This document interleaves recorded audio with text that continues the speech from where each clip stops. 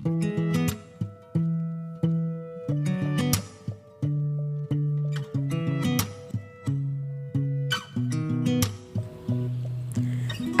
binti Abu Bakar radhiyallahu anha merupakan istri yang paling dicintai Nabi Shallallahu alaihi wasallam setelah Khadijah radhiyallahu anha, dan satu-satunya wanita yang dinikahi Nabi Shallallahu alaihi wasallam dalam keadaan gadis. Ia mendapat panggilan kesayangan dari Nabi Muhammad Shallallahu alaihi wasallam, Humairah, artinya yang pipinya kemerah-merahan. Ia adalah seorang wanita yang cerdas, sehingga setelah Nabi Shallallahu alaihi wasallam wafat, banyak sahabat yang bertanya kepada Aisyah tentang berbagai permasalahan. Aisyah dinikahi Nabi Shallallahu alaihi wasallam ketika ia masih berusia 6 tahun di Mekkah, dan mulai berkumpul dengan beliau ketika berusia 9 tahun di Madinah. Riwayat lainnya menyebutkan ia dinikahi Nabi Shallallahu alaihi wasallam pada usia 9 tahun dan berkumpul dengan beliau pada usia 11 tahun. Ketika Nabi Shallallahu alaihi wasallam wafat, Aisyah baru berusia 18 tahun. Ia lahir pada tahun keempat kenabian dan wafat pada usia 66 tahun malam Selasa tanggal 17 Ramadan tahun 57 Hijriah. Awal mula pernikahan ini adalah ketika Khawlah binti Hakim menemui Nabi Shallallahu alaihi wasallam beberapa waktu setelah meninggalnya Khadijah radhiyallahu anha. Ia menanyakan kesediaan Nabi Shallallahu alaihi wasallam untuk menikah lagi, dan ia memberikan pandangan. Jika janda adalah Saudah binti Jam'ah bin Qais, dan jika gadis adalah Aisyah binti Abu Bakar. Nabi Shallallahu alaihi wasallam menyerahkan urusan ini pada Khawlah. Ketika Khawlah menemui orang tua Aisyah, baik ibunya Ummu Ruman atau bapaknya Abu Bakar sempat terkejut, karena Aisyah masih termasuk keponakan Nabi Shallallahu alaihi wasallam sendiri. Khawlah menemui Nabi Shallallahu alaihi wasallam tentang status Aisyah yang masih keponakan beliau. Tetapi beliau menyampaikan bahwa Aisyah tidak termasuk keponakan yang terlarang untuk dinikahinya. Abu Bakar dan Ummu Ruman dengan gembira menerima lamaran Nabi Shallallahu alaihi wasallam lewat Khawlah ini. Nabi Shallallahu alaihi wasallam datang ke rumah Abu Bakar dan beliau dinikahkan sendiri oleh Abu Bakar dengan putrinya, Aisyah.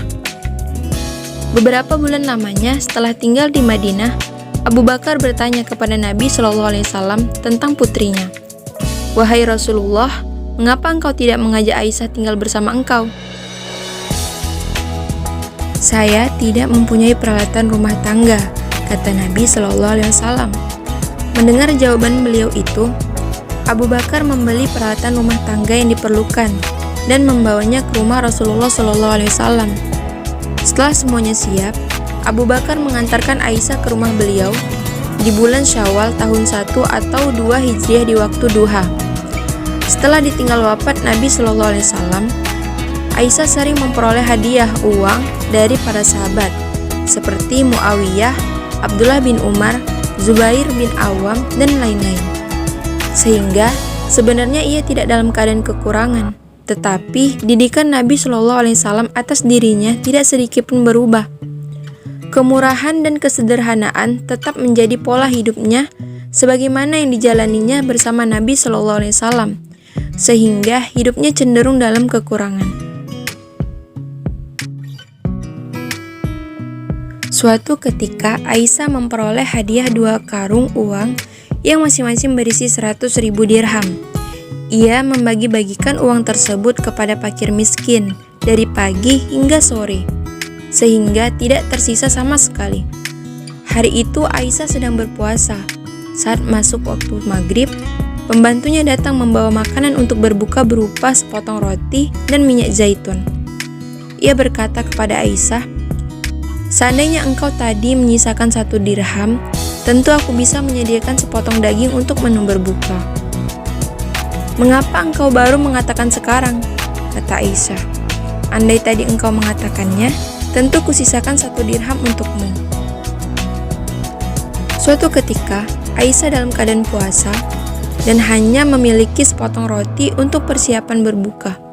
Tiba-tiba datang seorang lelaki miskin meminta makanan kepadanya. Aisyah pun menyuruh pembantunya menyerahkan sepotong roti yang ada. Pembantunya berkata, "Jika kita memberikan roti ini, kita tidak memiliki makanan lagi untuk berbuka puasa." "Biarlah, berikan saja roti itu kepadanya," kata Aisyah. Keadaan seperti itu seringkali terjadi, sehingga menyulut rasa kasihan dari keponakannya, Abdullah bin Zubair, karena hidupnya dalam keadaan miskin dan serba kekurangan. Sebenarnya bukannya tidak ada harta dan uang yang datang, tetapi karena gemarnya bersedekah, sehingga tidak ada yang sempat menginap walau hanya semalam, sebagaimana seringkali dicontohkan oleh Rasulullah SAW. Abdullah bin Zubair adalah anak dari saudaranya, Asma binti Abu Bakar. Dan sejak kecil, Aisyah ikut mengasuhnya hingga ia amat sayang pada bibinya tersebut.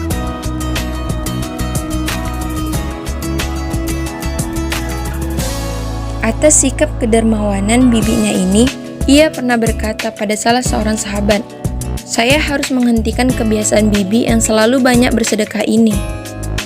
Ucapannya itu ternyata sampai kepada Aisyah, dan ia merasa sangat marah kepada keponakannya. Ia berkata, "Mengapa engkau melarang aku bersedekah?"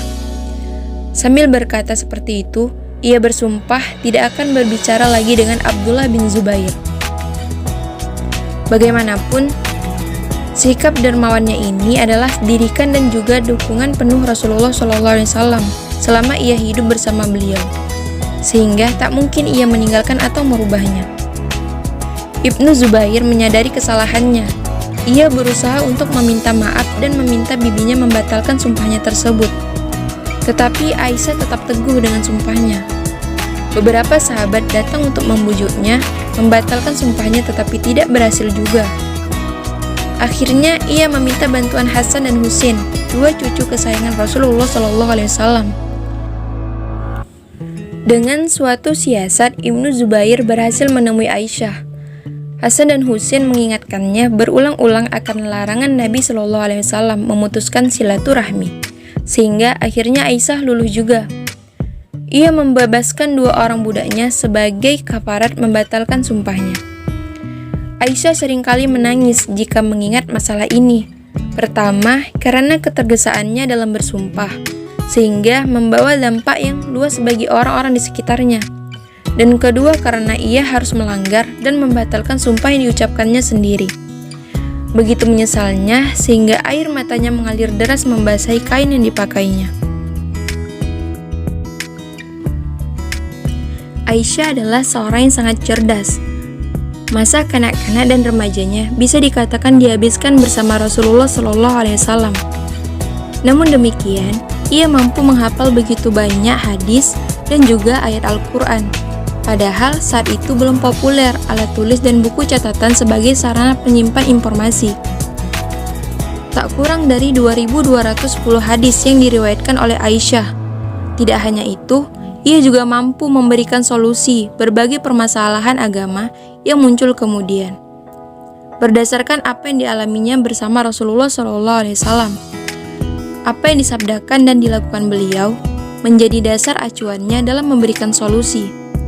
Tak jarang beberapa sahabat terkemuka mendatangi Aisyah untuk meminta pertimbangan.